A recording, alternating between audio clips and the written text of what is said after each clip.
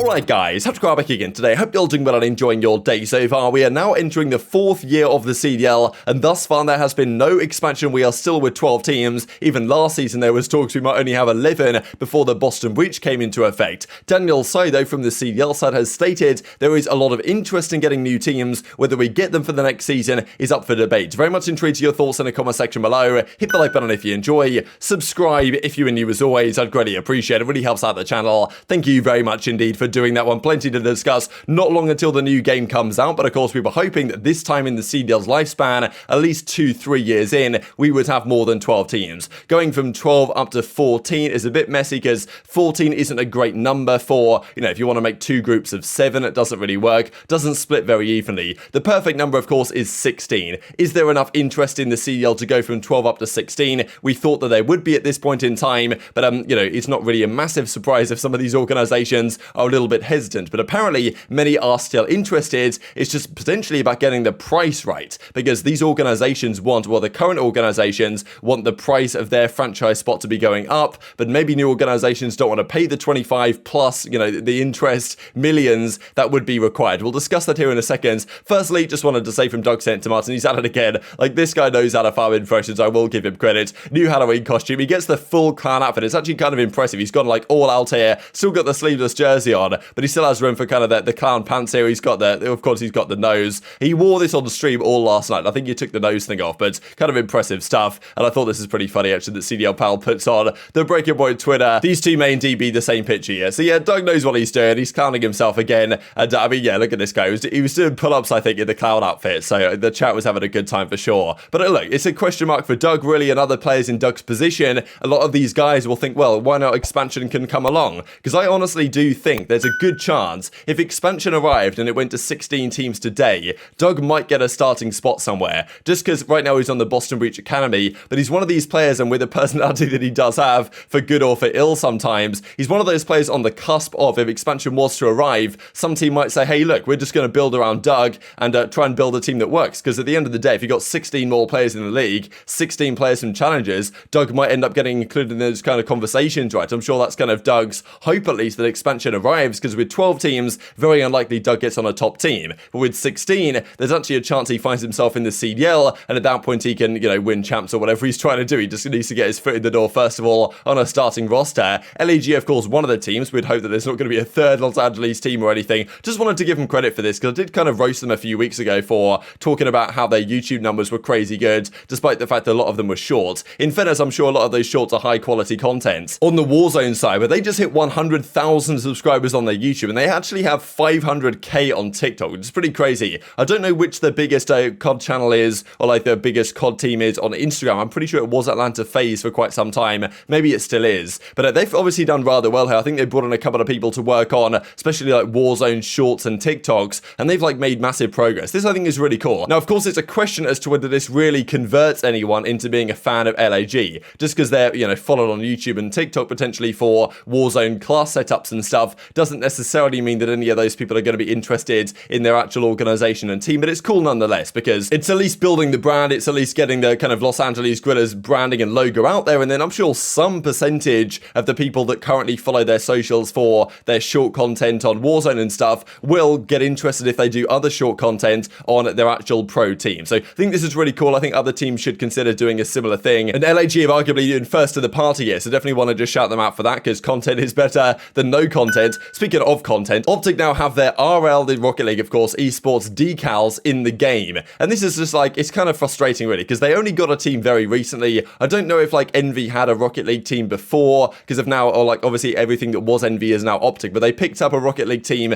maybe a week and a half ago, something like that, and very shortly after they're an official Rocket League Esports team, they already have a nice kit basically in the game, which we can't get anything as good as this. I mean, they've got the logo, it says OpTic on the side, the colors are great. It's just kind of frustrating in a way how quickly this stuff manages to get turned around here in Rocket League, and then in Call of Duty we don't know what we're going to get. The last couple of seasons, the packs for the CDL have not been particularly special. Cold War especially, they caught a lot of flack. Last year was maybe marginally better, but not much so. It's just crazy, because Black Ops 3, which I think was one of the first years, I guess Advanced Warfare was good for the kind of integrations, but Advanced Warfare Black Ops 3, pre-CDL, pretty much when the CWL wasn't even existing, those were the best times for the in-game camos, and in Call of Duty now we just can't get anything like it, right? And it's things like this, why if I'm an organization wanting to come in, I'm like, well, Activision haven't shown me quite enough to make me think that this money's actually worth it, right? And even Crim said not that long ago on stream that, look, these Activision guys have straight up finessed the entire community and everyone who's bought money into the CDL because they're not exactly getting the return. I think it's a fair point, to be honest. If I was an investor looking to pay $25 million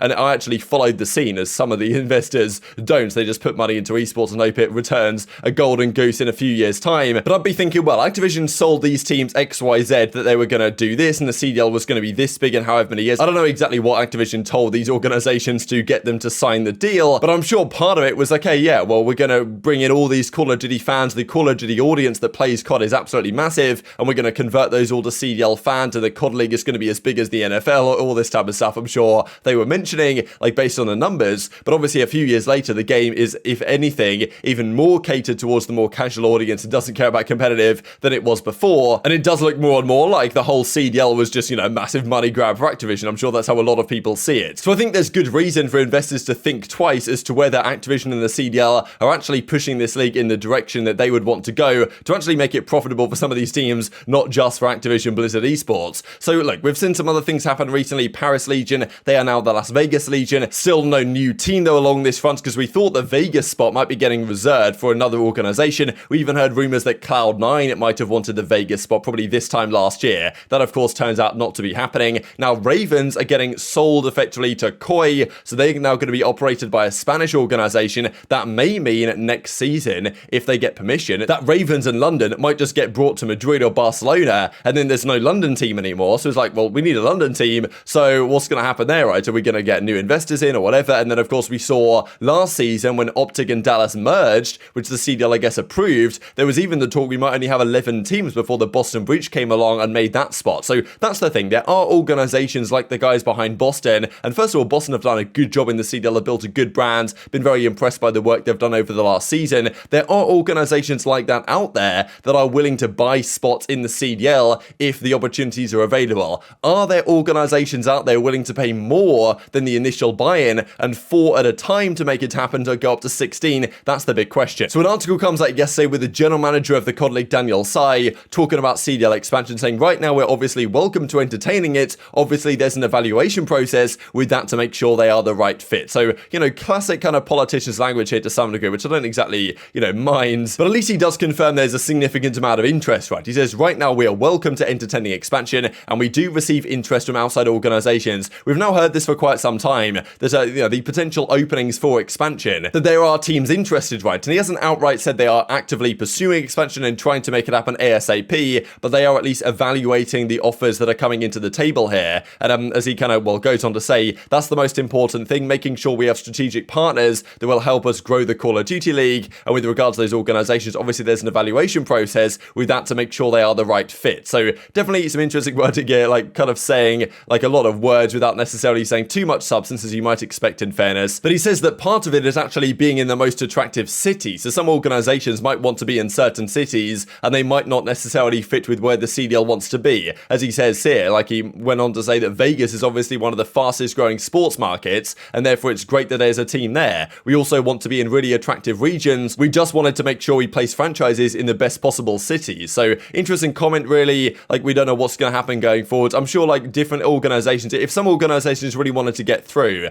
they would go to whatever like a city the CDL wanted effectively. But I think the conversation really is about the money more than anything, because that's the main discussion here, is that compared to, let's say, Riot's franchise league with Valorant, these organizations have to pay, well, it was $25 million up front. The thing about that is that a lot of that $25 million, except for I believe one team, has not actually been paid to the CDL. A lot of these organizations, OpTic I think included in this, like an Envoy as they are now, haven't paid that money. So they pay something up front, I don't know, 5 mil or something, and then over the next 5 years, they were meant to pay X amount per year. The CDL Activision said, okay, you know, the pandemic happens, we'll let you not pay it for a season or something, but now we want that money, please, fellas. And now maybe some of the organizations are like, well, yeah, I guess we do technically owe you this, but maybe they'll look at the contracts and say, well, you did promise us to do X, Y, Z, and we haven't necessarily seen that return. The camos are still terrible, I'm sure, is what Hex would be thinking. He even said now, Hex, that he doesn't even really go to the meetings anymore because they don't really provide any value to him in the organization, because they don't seem to listen to anything he says. So not really a great sign. But I think that's a thought process here as well. well that this CDL generally doesn't have all of those $25 million from teams, and the teams might really push back on giving it to them if they can possibly find a way to avoid it, which of course makes new organizations think, you know, is this actually a good idea to invest? At least that's what I'd be thinking. But even as Grayson says, Adam Adamo here from Toronto Ultra, saying he's pushing hard for 2024 expansion. By this I mean the league's in a healthy position and I'm supporting the process. So pretty interesting stuff that he's, well, apparently pushing pretty hard for this. At the same time, there is good reason for existing teams to try and do this, because like if they pay 25 mil, but the new organizations are going to have to pay 27, 28, 30 mil for their spots, and they can potentially sell spots at that value, then that's great for the initial investors. You know, they can go back to their investors and say, you know what, look, our spot was worth 25 mil, now it's worth 30, what these guys paid, we're making a return on our investment. So those are just some of my thoughts on this, right? We really hope, it'd be great to see expansion come through for next season, but I still kind of just doubt it's going to happen. We've been talking about this for years, even going into the second season of the CDL that was potentially going to go to 16. That got shut down relatively quickly. Like even there were going to be some rumors last season it was going to expand going into 2022.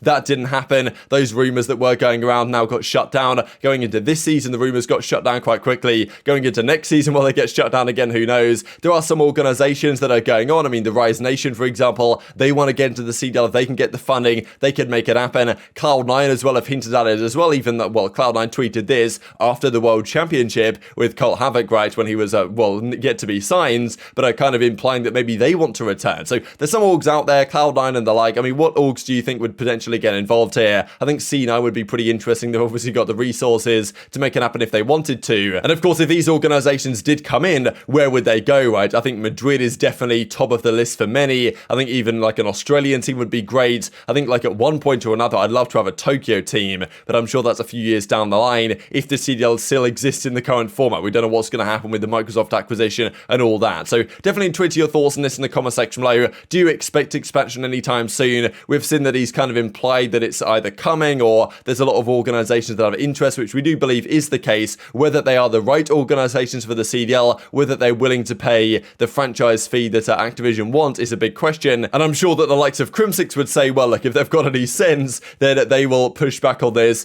very hard indeed. And that's probably not what the existing CDL teams want. So it's definitely a bit of a friction there. Like Overwatch has, I don't know how many there, like 20 teams or something. Like they've got a lot of teams in a lot of different regions, but just the way Activision has run this league right now makes me feel like it's far from a guarantee. But if we have a great season here of Modern Warfare for the first year, Modern Warfare 2, there's still a decent chance, and seemingly there's still organizations interested, but even or not. Very much intrigued to your thoughts in the comment section below. Hope you guys enjoyed the video. If you did enjoy it, hit the like button, tell us the YouTube gods, this is a good video, and looks like you should see it as well, and I've grown the competitive Call of Duty community. Thank you as always, take care, and I'll see you next time. Long gone.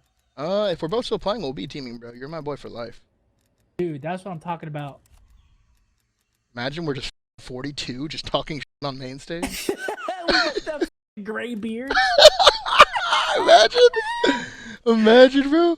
We're talking shit to new up-and-comers. Just on the next gen. It's land now. We're just talking. You guys are so good online.